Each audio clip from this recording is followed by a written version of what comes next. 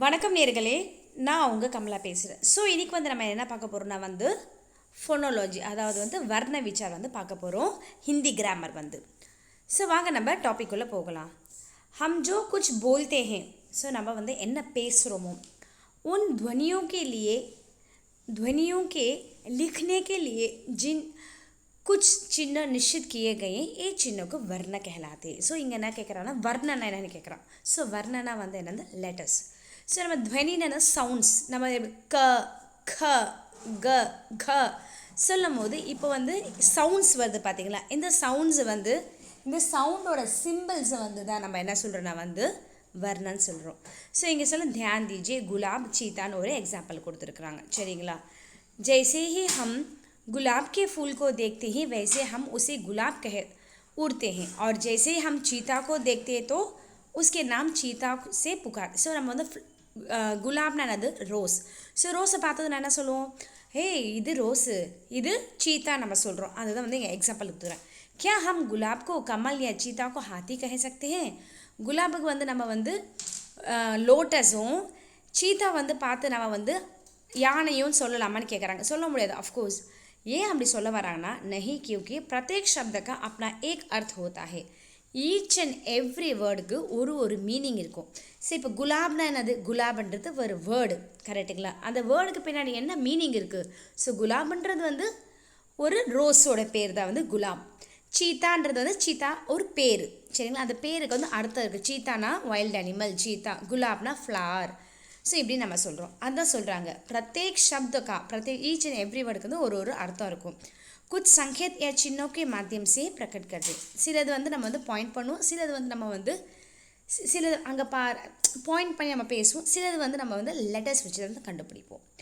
जैसे गुलाब और चीता कुछ संकेत चिन्हों से बने हैं जिसका पता हमें उनके टुकड़े करके चलते. ஸோ நம்ம வந்து பீஸ் பண்ணி பார்க்குறோம். குலாப குலாப், சீத்தா சீத்தான்ட்டு. அதுக்கப்புறம் பாருங்கள், இதை வந்து நம்ம வந்து பீஸ் பண்ணுறோம். குலாப குலாப் சீத்தா. இதை இன்னும் நம்ம வந்து என்ன பண்ணுறோம், கண்டு பண்ணுறோம், அதாவது வந்து டுக்குடே பண்ணுறோம், பீசஸ். கு க ப்ளஸ் உ கு, ல ப்ளஸ் அ லா, ப ப்ளஸ் அ ப குலாப், ச ப்ளஸ் இ சி, த ப்ளஸ் அ தா சீத்தான்னு நம்ம வந்து போடுறோம். நெக்ஸ்ட் பாருங்கள், अब इनके इससे अधिक टुकड़े नहीं किया जा सकता है तो इन्हें को हम वर्ण कहते हैं. ஸோ இதுக்கப்புறம் வந்து நம்ம என்ன பண்ண முடியாது, இது வந்து பீஸ் பண்ண முடியாது. ஸோ அதாவது வந்து இன்னமும் நம்ம வந்து டிவைட் பண்ணி அதாவது எழுத முடியாது. ஸோ அதனால இதை வந்து நம்ம என்ன சொல்கிறோம், वर्ण. भाषा की सबसे छोटी इकाई जिसके टुकड़े नहीं किया जा सकते हैं उसे वर्ण कहलाती हैं. ஸோ இப்போ பார்த்தீங்களா, இப்போ எக்ஸாம்பிள் பாஷாக்கே சப்சே, பாஷானது மொழியோட எல்லாத்தோட சோட்டி இக்காய் சின்ன யூனிட், ஜிஸ்கே டுக்குடே நெஹி கியா ஜா, இதுக்கு மேலும் நம்ம வந்து டிவைட் பண்ண முடியுமா, முடியாது. க ப்ளஸ் உ நம்ம கு, ல ப்ளஸ் ஆ லா, ப ப்ளஸ் அ ப போட்டோம். இதை விட நம்ம இன்னும் பீசஸ் பண்ண முடியுமா, முடியாது. ஸோ இதை தான் வந்து நம்ம என்ன சொல்கிறோம், வர்ண, அதாவது லெட்டர் நம்ம வந்து சொல்கிறோம். சரிங்களா? ஸோ நெக்ஸ்ட் வந்து வர்ணமாலா. ஸோ வர்ணமாலானா என்னென்னு பார்த்தீங்கன்னா வந்து ஆ ஆ இக்கியும் கக ககனம் சேர்ந்தால் தான் நம்மளுக்கு வந்து வர்ணமாலா. ஸோ இன்கேஸ் ஆ ஆ இக்கி மட்டும் கொடுத்தாங்கன்னா அது வந்து ஸ்வர். இன்கேஸ் கக ககனை கொடுத்தாங்கன்னா அது வந்து நம்மளுக்கு என்னது வெஞ்சன். இன்கேஸ் தனித்தனியாக கொடுத்தாங்கன்னா, இன்கேஸ் மொத்தமாக கொடுத்தாங்கன்னா அது வந்து நம்ம என்ன சொல்லுவோம்னா வந்து வர்ணமாலான்னு சொல்லுவோம். கரெக்டுங்களா? ஸோ இங்கே பாருங்கள், ஹிந்திக்கு வர்ணமாலான்னு கொடுத்துட்டு இங்கே ஆ ஆய்க்கியும் இங்கே வந்து க வருக, இதில் என்னது க வருக, ச வருக, ட வருக, த வருக, ப வருக.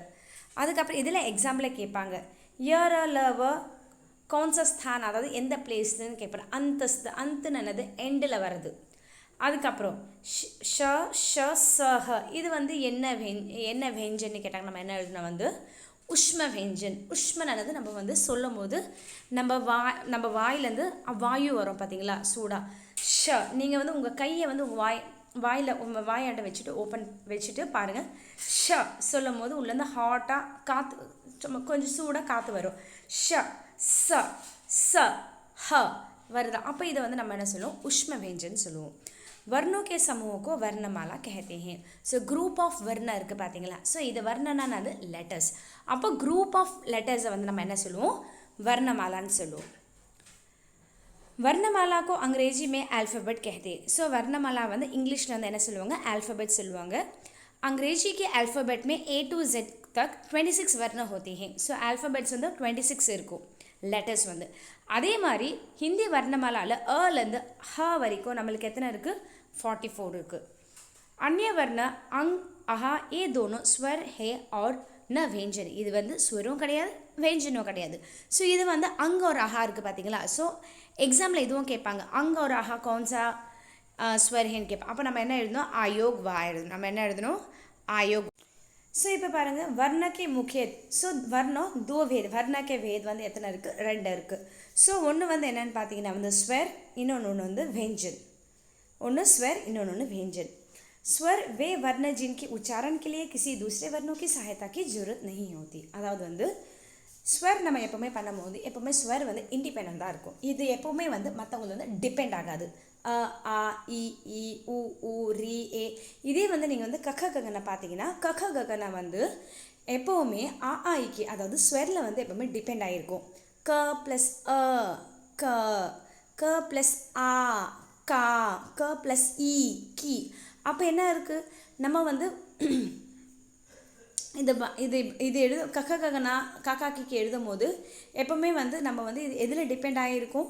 ஸ்வர், அதாவது வந்து வவல்ஸில் வந்து டிபெண்ட் ஆகிருக்கும். ஆனால் வவல்ஸ் வந்து எப்போவுமே வந்து எதுலேயும் டிபெண்ட் ஆகிருக்காது, இது இண்டிபெண்ட்டாக இருக்கும். சரிங்களா? அதுதான் சொல்கிறாங்க, वे वर्ण जिसके जिनके उच्चारण के लिए किसी दूसरे वर्णों की सहायता की ज़रूरत नहीं होती वे स्वर कहलाते हैं. स्वरों की संख्याएं 11 होती हैं. ஸோ ஸ்வரோட நம்பர்ஸ் எத்தனை இருக்கும்? 11 இருக்கும். ஆ ஆ இ ஈ உ ஊ ரே ஐ ஓ औ अंग आहा நான் என்ன சொன்னேன்? आयोग वहाன்னு சொன்னேன். ஸோ स्वर के 3 भेद होते हैं. ஸ்வர் வந்து எத்தனை டைப்ஸ் இருக்குது? 3 டைப்ஸ் இருக்குது. ஒன்று வந்து ரஸ்வ, இன்னொன்று வந்து தீர்घ, இன்னொன்று ப்ளுத். ஸோ ரஸ்வனா என்னென்னு பார்த்தீங்களா, உங்களுக்கு வந்து லோ சவுண்ட் இருக்கும். தீர்ಘனா வந்து ஹை சவுண்டு. ப்ளுத்னா வந்து உங்களுக்கு வந்து. ஸோ எக்ஸாம்பிள் நீங்கள் பார்த்தீங்கன்னா வந்து ரஸ்வ, இங்கே பாருங்கள் ரஸ்வல் என்ன இருக்குது? அ இ உ ரி. ஸோ தீர்ഘல பார்த்தீங்களா ஆ இ உ ஏ ஐ, இது வந்து ஹை சவுண்ட்ஸ்.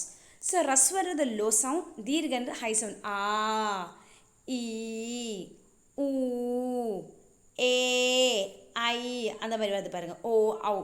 सो प्लुतना வந்து जिन स्वर को उच्चारण में रस्व स्वर से तिगुना समय लगता है. सो तिगुना ना மூணு, அதாவது தேர்டு அவ்வளோ நேரம் எடுக்குமா இது வந்து.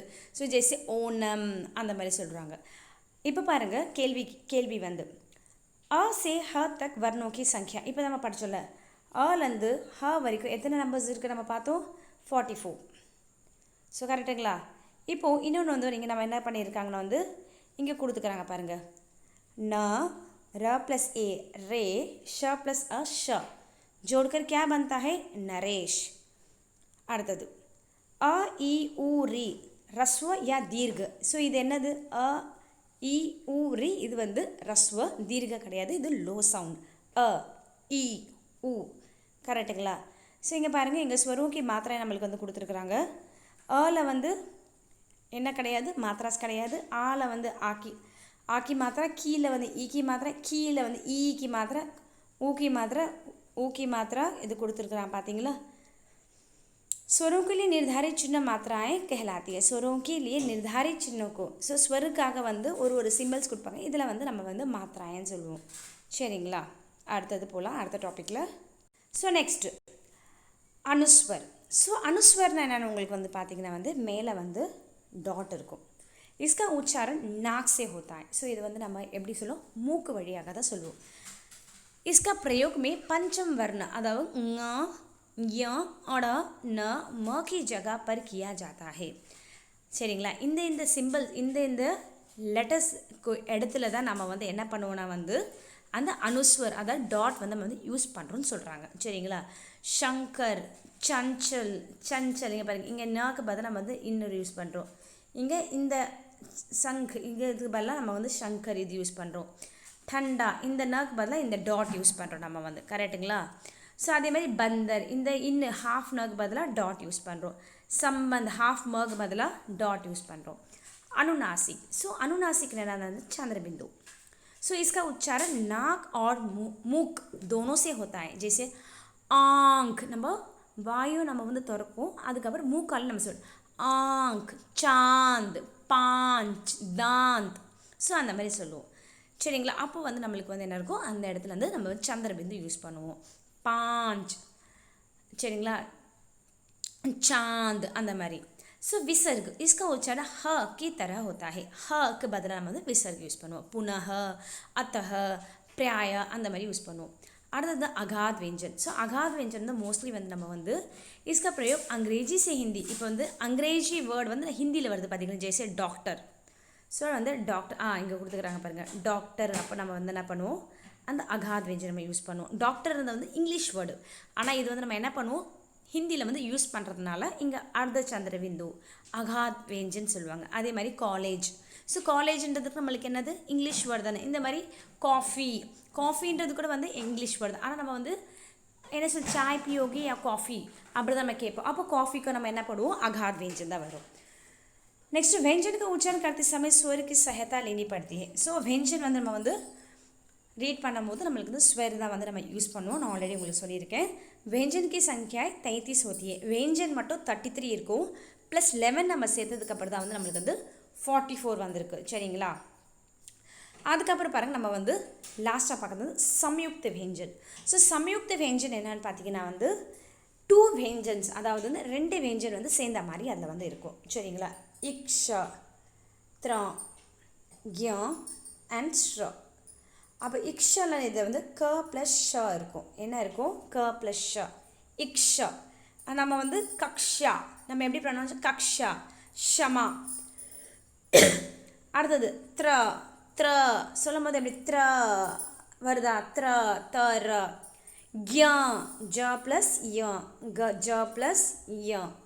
ஸ்ர, ஸ்ர, ஷ ப்ளஸ் ர, ஸ்ர, ஸ்ரம். அப்போ இது வந்து நம்ம வந்து என்ன சொல்லுவாங்கன்னா வந்து சம்யுக்த व्यंजन சொல்லுவாங்க.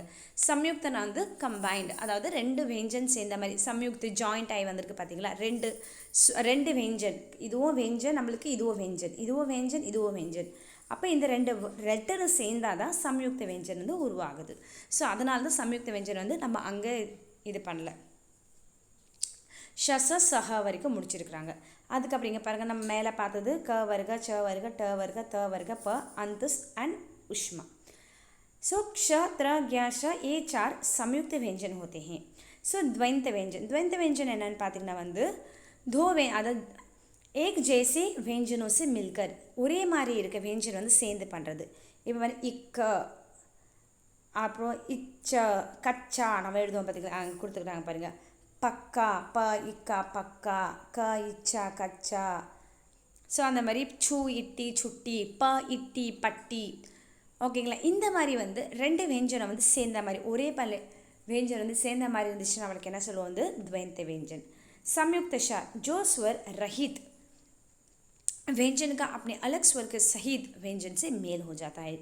ஸோ பாருங்கள், இங்கே வந்து என்ன இருக்குது, ஸோ வித்யா, வித்யா, அஸ்த். ஸோ அதுக்கப்புறம் நம்ம என்ன பார்க்க போகிறோம்னா र.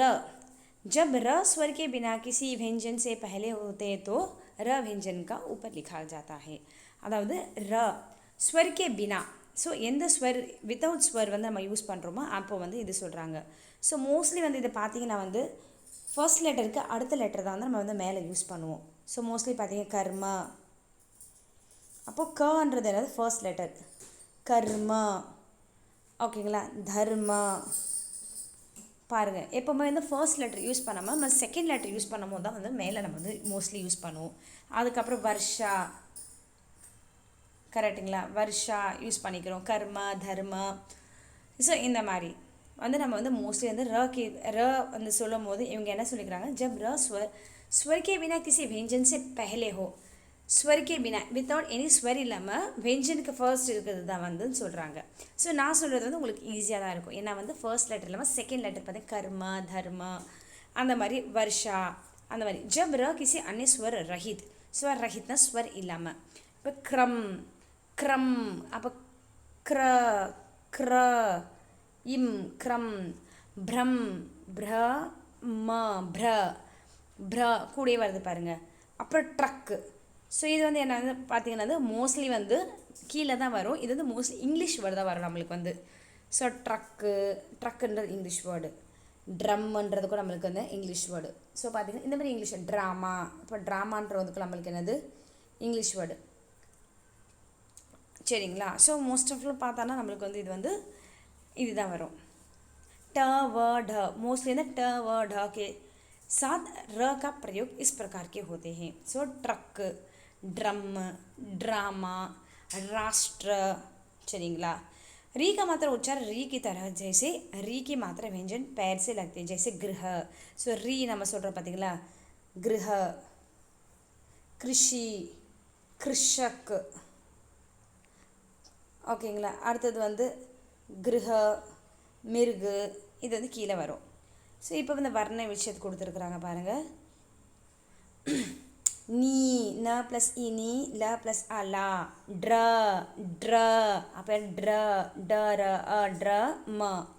கீ, க ப்ளஸ் இ கீ, கி, க ப்ளஸ் இ கி, தா, த ப்ளஸ் அ தா, ப, ப ப்ளஸ் அ ப. கீதா, கீ தா. தை சா, இது வந்து க, க, க ப்ளஸ் அ க. மீ, ம ப்ளஸ் இ மீ, ஜ ப்ளஸ் அ ஜ. ந, ரே, ஷ, வி, இத், யா, வித்யா. ஓகேங்களா? ஸோ வந்து இப்போ रिविजन. भाषा की सबसे छोटी इकाई को वर्ण कहते हैं. वर्ण के समूह को वर्णमाला बनती है. हिंदी में कुल 11 स्वर होते हैं. ओकेங்களா? उनमें अ, ई, री रस्व और आ, ई, उ, ए, आई, ओ, औ दीर्घ स्वर है. हिंदी में 33 यानी 33 व्यंजन होते हैं. ड और ढ अन्य व्यंजन माने जाते हैं. अंग, आह, आयुग, वा. दो अलग अलग व्यंजनों को मेल से संयुक्त व्यंजन बनता है. दो अलग अलग व्यंजन है, ரெண்டு தனித்தனியாக இருக்க व्यंजन வந்து संयुक्त व्यंजन. हिंदी में र के विभिन्न रूप प्रचलित है. शब्द के वर्णों को अलग अलग करना ही शब्दों के वर्ण, शब्दोட வர்ண லெட்டர்ஸ் வந்து அலக் அலக் பண்ணுறது தான் வந்து நம்மளுக்கு என்னது வர்ண விச்சேதம்னு சொல்கிறாங்க. ஸோ இது வந்து புக் பேக் எக்ஸசைஸ் இருக்குது. ஸோ நான் உங்களுக்கு சும்மா இதை வந்து காட்டுறேன். புக் பேக் எக்ஸசைஸ் வந்து நீங்கள் வந்து பண்ணுங்கள். ஸோ இது வந்து ஒரு குழந்தை வந்து பண்ணி எனக்கு அனுப்பிச்சிது, மேம் எனக்கு வந்து யூடியூப்பில் போடுங்கன்ட்டு. ஸோ அதனால் வந்து நான் வந்து யூடியூப்பில் போட்டிருக்கேன். ஸோ இந்த வீடியோ வந்து பிடிச்சிருந்தா லைக் பண்ணுங்கள், கமெண்ட் பண்ணுங்கள், ஷேர் பண்ணுங்கள். நன்றி, வணக்கம்.